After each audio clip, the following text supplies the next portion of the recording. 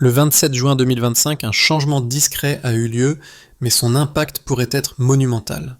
19 pays africains ont signé un accord historique pour réformer la circulation des paiements sur le continent, une étape qui pourrait remodeler l'économie africaine.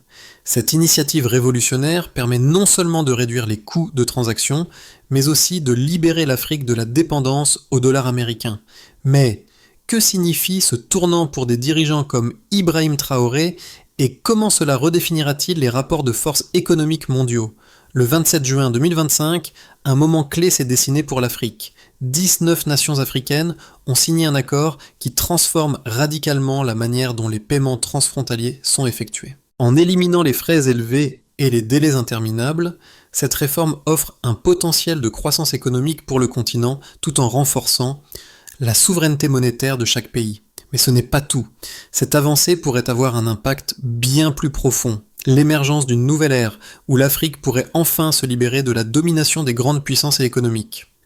Pour Ibrahim Traoré, le président du Burkina Faso, cette évolution représente une occasion de repositionner son pays dans un rôle de leader économique en Afrique, tout en réaffirmant son autonomie face aux puissances mondiales.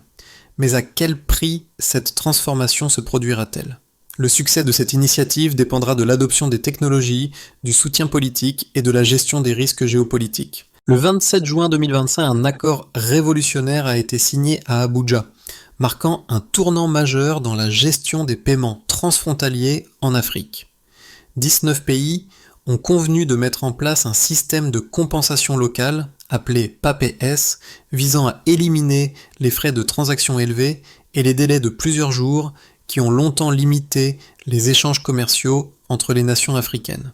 Avant l'instauration de ce système, chaque paiement entre pays africains devait traverser l'Atlantique, être converti en dollars, puis renvoyé, ce qui engendrait des frais pouvant atteindre 30% des montants échangés.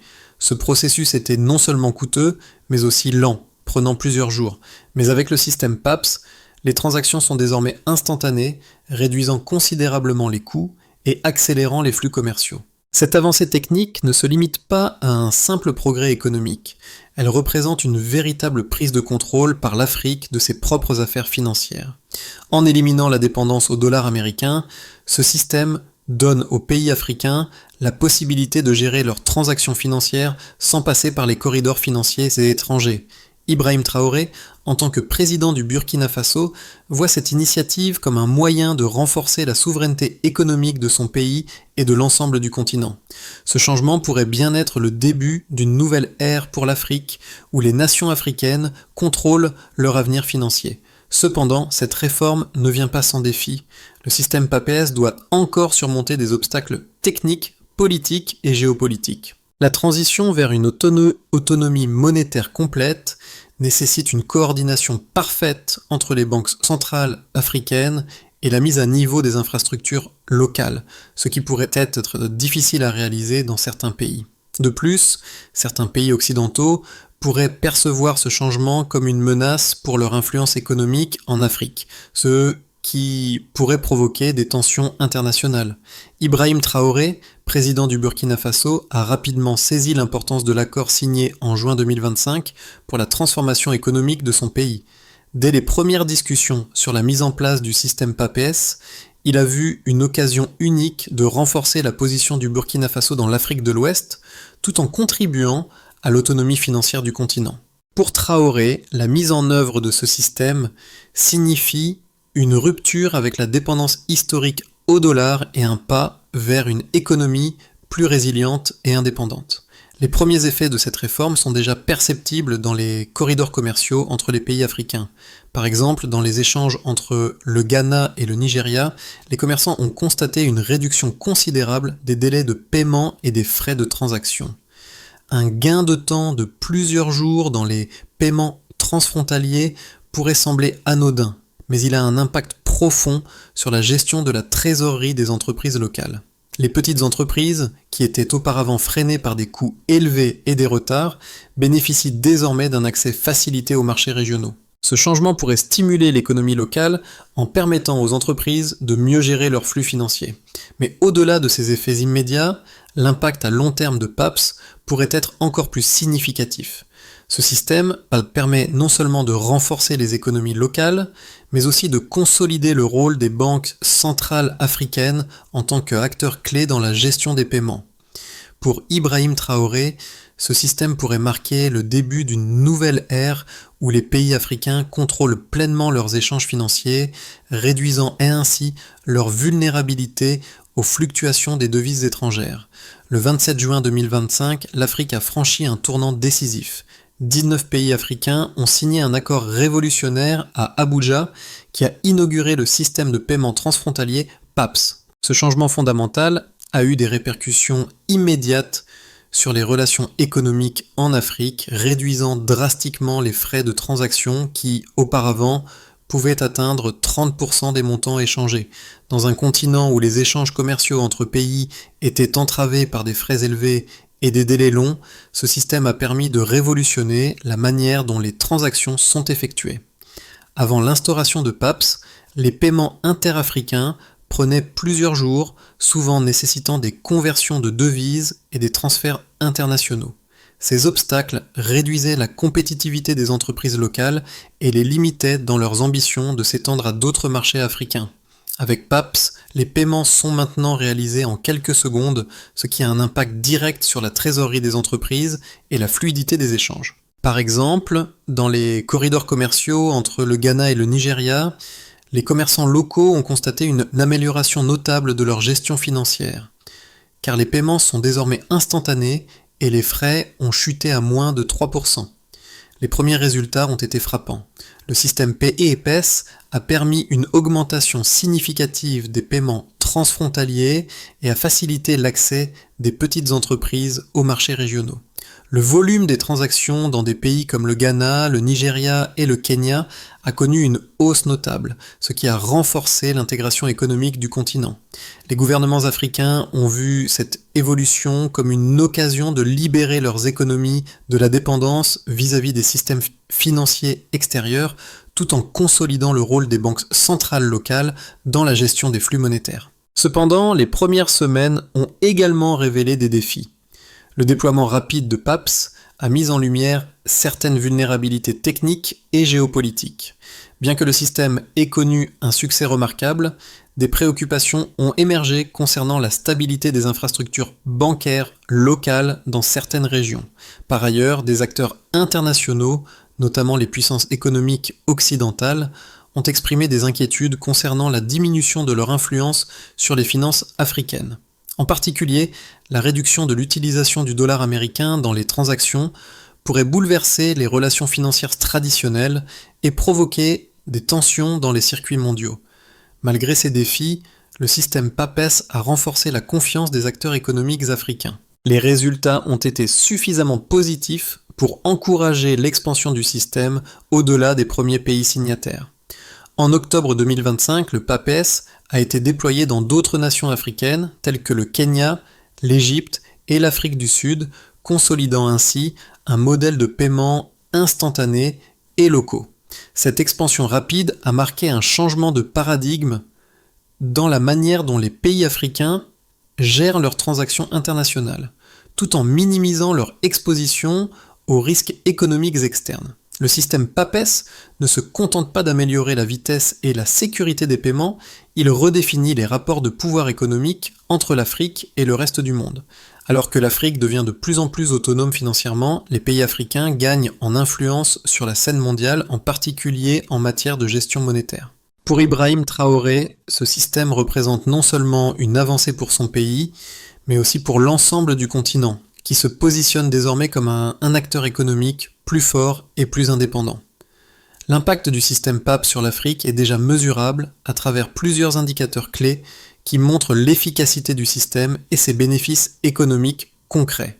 Tout d'abord, les frais de transaction ont connu une réduction spectaculaire. Avant la mise en place de PAPS, les paiements transfrontaliers en Afrique pouvaient coûter jusqu'à 30% du montant échangé. Avec l'introduction de PAPS, les coûts ont chuté à moins de 3%, dans certains cas, ce qui représente une économie considérable pour les commerçants locaux. Par exemple, dans le corridor commercial entre le Ghana et le Nigeria, les frais de transaction sont passés de 20% à moins de 3%, ce qui a permis aux entreprises de mieux gérer leurs marges bénéficiaires et de réinvestir dans leurs activités. Ce changement a été particulièrement bénéfique pour les petites et moyennes entreprises, PME, qui étaient auparavant freinées par des coûts élevés. De plus, la réduction des délais de paiement a eu un effet immédiat sur la fluidité des transactions. Avant PAPS, chaque paiement entre pays africains prenait plusieurs jours, parfois une semaine, en raison des délais liés à la conversion des devises et des transferts internationaux. Désormais, ces paiements sont effectués en quelques secondes. Cette réduction du temps de traitement a amélioré la gestion de la trésorerie des entreprises locales et leur a permis de mieux planifier leurs opérations commerciales. Dans certains cas, cette accélération a permis aux commerçants de réaliser des économies supplémentaires en réduisant leurs besoins en liquidité, ce qui a renforcé leur compétitivité sur le marché régional. Les chiffres de la Banque centrale du Ghana illustrent bien cette évolution. Au cours des 6 premiers mois suivant l'introduction de PAPS, le volume des paiements transfrontaliers a augmenté de 25%. Cette augmentation est directement liée à la baisse des coûts de transaction et à la rapidité des paiements. Un rapport de la Banque africaine de développement, BAD, a également révélé une hausse de 15% du commerce intra-africain en 2025, un chiffre qui dépasse largement les prévisions initiales. Cette croissance témoigne de l'efficacité du système et de son impact positif sur l'intégration économique du continent. Une autre mesure clé du succès de PAPS est l'augmentation de la confiance dans le système financier africain. Avec la possibilité de traiter les paiements localement, les banques centrales africaines ont renforcé leur rôle en tant que gestionnaires des flux financiers. La Banque centrale du Nigeria a rapporté que, dès les premières semaines du déploiement de PAPS, les transactions transfrontalières ont connu une augmentation de 30%, illustrant ainsi l'efficacité du système. Ce regain de confiance a également conduit à des investissements supplémentaires dans les infrastructures bancaires locales, assurant la pérennité du système. Enfin, PAPS a permis de libérer des ressources financières pour d'autres secteurs. Par exemple, le gouvernement kényan a pu réallouer 100 millions de dollars économisés grâce à la réduction des frais de transaction vers des projets d'infrastructure dans les secteurs de la santé et de l'éducation. Cette réaffectation de fonds montre comment une réforme des paiements peut avoir des effets positifs sur d'autres aspects de l'économie nationale, contribuant ainsi à un développement plus équitable et durable. En résumé, les résultats quantitatifs de l'impact de PAPS sont évidents. Réduction des coûts, accélération des paiements, augmentation du volume des transactions et amélioration de la confiance dans les institutions financières africaines sont autant de facteurs qui témoignent de l'efficacité du système. Ces résultats montrent que PAPS a non seulement amélioré l'efficacité des paiements transfrontaliers, mais a également renforcé les économies africaines, offrant une nouvelle dynamique au commerce intra-africain. Le système PAPS a provoqué des réactions divergentes parmi les économistes et les observateurs internationaux. D'un côté, les défenseurs du système soulignent les avantages économiques indéniables qu'il apporte à l'Afrique. Une réduction des coûts de transaction, une plus grande autonomie financière et une accélération du commerce intra-africain. Selon les partisans, PAPS représente une avancée majeure vers une Afrique plus indépendante, capable de contrôler ses propres flux financiers sans être tributaire des systèmes financiers internationaux. L'élimination des frais élevés et des délais interminables associés aux paiements transfrontaliers permettent aux entreprises locales de se développer et de mieux intégrer les marchés régionaux. Les économistes qui soutiennent PAPS affirment que cette autonomie monétaire est essentielle pour renforcer la souveraineté économique de l'Afrique et lui permettre de se positionner comme un acteur clé sur la scène mondiale.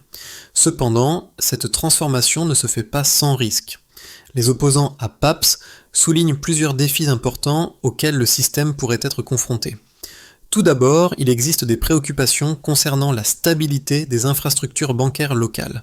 Bien que le système ait montré des résultats prometteurs dans des pays comme le Ghana et le Nigeria, certains pays africains manquent encore des ressources nécessaires pour maintenir un système bancaire robuste. Des interruptions de services liées à des problèmes d'infrastructure, comme des coupures de courant ou des défaillances du réseau Internet pourraient affecter la fluidité des transactions et mettre en péril la stabilité du système. De plus, certains analystes mettent en garde contre les conséquences géopolitiques de l'indépendance financière croissante de l'Afrique. Si PAPS permet à l'Afrique de réduire sa dépendance au dollar américain, cela pourrait perturber les relations financières mondiales, notamment avec les grandes puissances économiques comme les États-Unis et la France. Ces pays, qui ont longtemps eu une influence sur les finances africaines, pourraient voir cette évolution comme une menace pour leur position dominante dans les échanges internationaux. En outre, certains craignent que l'Afrique, en cherchant à devenir plus autonome, ne se retrouve isolée sur la scène financière mondiale, ce qui pourrait avoir des conséquences économiques imprévues. Enfin, la question de la gouvernance du système PAPS reste cruciale. Les banques centrales africaines doivent continuer à travailler ensemble pour maintenir la synchronisation des infrastructures financières et éviter les divergences qui pourraient nuire à la fluidité des paiements. La réussite de PAPS dépendra en grande partie de la capacité des gouvernements africains à maintenir un cadre réglementaire stable et à coordonner efficacement les politiques économiques à l'échelle continentale. En somme, bien que PAPS présente des avantages considérables pour l'Afrique, son succès à long terme dépendra de la gestion des risques liés à l'infrastructure, à la géopolitique et à la coopération régionale.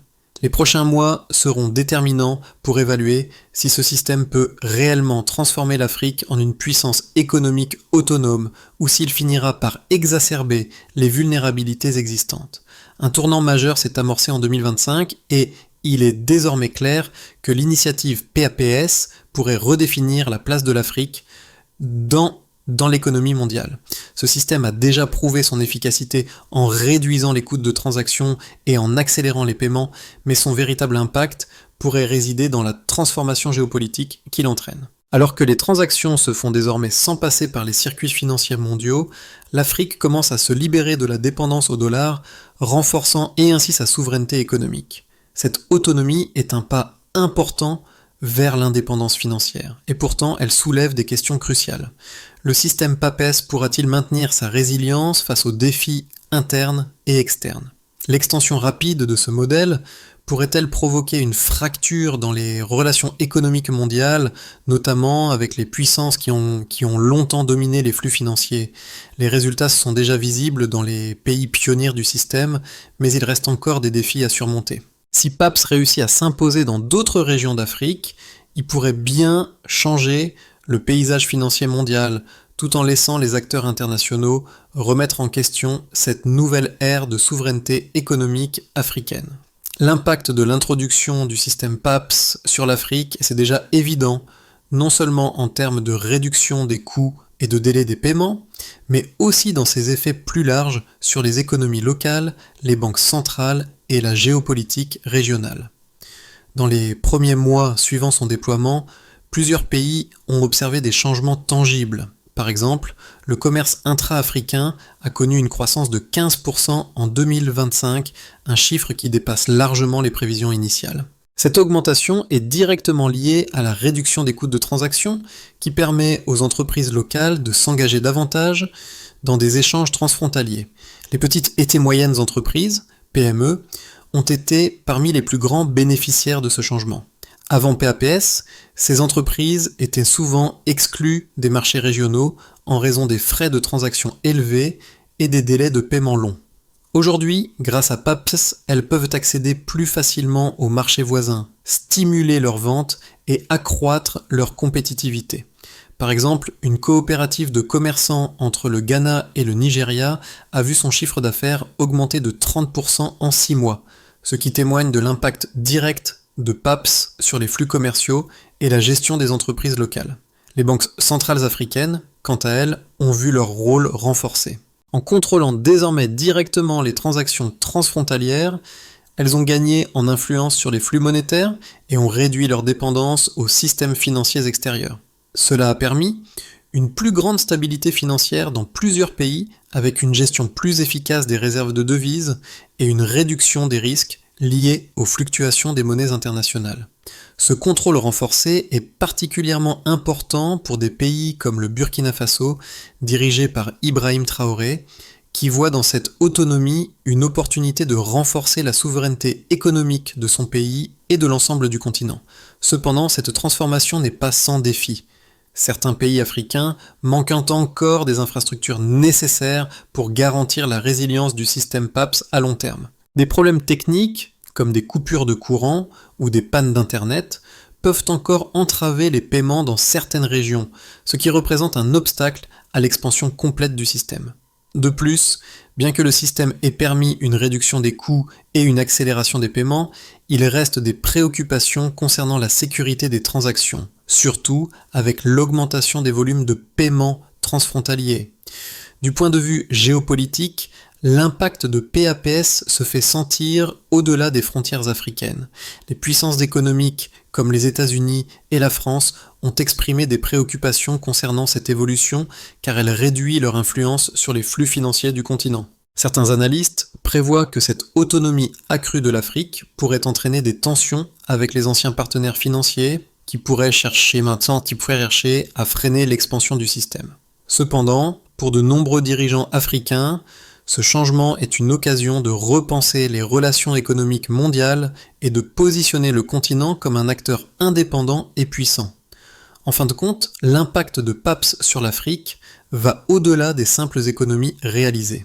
Il s'agit d'une transformation profonde qui touche non seulement l'économie, mais aussi les relations internationales et le rôle de l'Afrique sur la scène mondiale. Alors que le système se déploie progressivement à travers le continent, il devient évident que cette réforme pourrait marquer le début d'une nouvelle ère pour l'Afrique, où la souveraineté économique et la coopération régionale redéfinissent les règles du jeu financier mondial. Dans les 6 à 12 prochains mois, plusieurs scénarios sont possibles pour l'évolution du système PAPS. Ces scénarios dépendent de l'évolution de l'infrastructure locale, de l'adoption par les entreprises et des pressions géopolitiques auxquelles l'Afrique pourrait être confrontée. Examinons 3 trajectoires possibles. Imaginons d'abord une première trajectoire possible que l'on pourrait appeler consolidation progressive. Dans ce scénario, les banques centrales africaines réussiront à maintenir la synchronisation de leurs infrastructures bancaires et le système PAPS se consolidera progressivement à travers le continent. Les entreprises locales continueront d'adopter PAPS à un rythme régulier et les avantages économiques du système deviendront plus évidents à mesure que les coûts de transaction et les délais continuent de diminuer.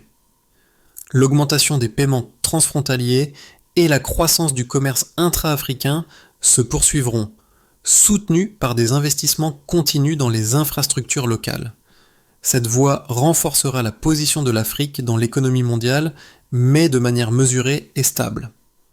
Imaginons maintenant une deuxième trajectoire que l'on pourrait appeler accélération et intégration régionale. Dans ce scénario, PAPS se diffusera rapidement à travers le continent, bien au-delà des premiers pays signataires. Plusieurs autres nations africaines rejoindront le système et des plateformes comme Camisa deviendront des acteurs essentiels de l'intégration régionale. Cette accélération du processus pourrait mener à une interconnexion plus poussée entre les pays africains, facilitant la création d'un marché unique et renforçant l'intégration économique. Les petites entreprises bénéficieront particulièrement de cette dynamique, car les coûts d'accès au marché régional continueront de baisser. Ce scénario pourrait voir l'Afrique entrer dans une phase de croissance rapide, où les infrastructures financières locales deviendraient incontournables pour les entreprises africaines et même internationales. Enfin, envisageons une troisième trajectoire, que l'on pourrait appeler pression externe et fragilité interne. Bien que l'expansion du système PAPS ait été un succès initial, des défis subsistent. L'infrastructure technique de certains pays africains reste fragile, et des interruptions de services pourraient encore survenir, affectant la fluidité des paiements. Sur le plan géopolitique, certains pays occidentaux pourraient tenter de freiner l'expansion de PAPS en exerçant des pressions sur les gouvernements africains pour les maintenir dans le cadre des systèmes financiers traditionnels. De plus, certains pays pourraient rencontrer des difficultés dans l'adoption à grande échelle du système en raison des disparités économiques et infrastructurelles entre les nations africaines. Si ce scénario se réalise, le rythme de croissance pourrait ralentir et des ajustements devront être effectués pour garantir la résilience du système à long terme. Dans tous les scénarios, la clé du succès réside dans la capacité de l'Afrique à maintenir son autonomie financière tout en naviguant les défis internes et externes. Si PAPS réussit à surmonter ces obstacles, il pourrait bien marquer le début d'une nouvelle ère pour l'Afrique, où la souveraineté monétaire et l'intégration régionale redéfinissent son rôle dans l'économie mondiale. L'introduction du système PAPS représente une révolution non seulement pour les gouvernements et les grandes entreprises africaines, mais aussi pour les petites et moyennes entreprises, PME, qui constituent l'épine dorsale de l'économie du continent. Ces entrepreneurs locaux, souvent confrontés à des frais bancaires élevés et des délais de paiement longs, se voient aujourd'hui offrir une opportunité sans précédent. Grâce à PAPS, ils peuvent désormais effectuer des transactions transfrontalières en quelques secondes, réduisant ainsi leurs coûts opérationnels et augmentant leur compétitivité sur les marchés régionaux. L'impact est immédiat et c'est tangible. Des commerçants au Nigeria, au Ghana ou au Burkina Faso témoignent de l'effet direct sur leur trésorerie, leur permettant de mieux planifier leurs achats et ventes. Mais l'impact de cette réforme dépasse le cadre économique immédiat. Il touche également la perception de l'Afrique sur la scène mondiale. Si PAPS réussit, il pourrait devenir un modèle pour d'autres régions du monde en quête d'autonomie financière, redéfinissant ainsi les relations économiques mondiales. Pour les jeunes entrepreneurs africains, ce système incarne une promesse d'indépendance et de développement.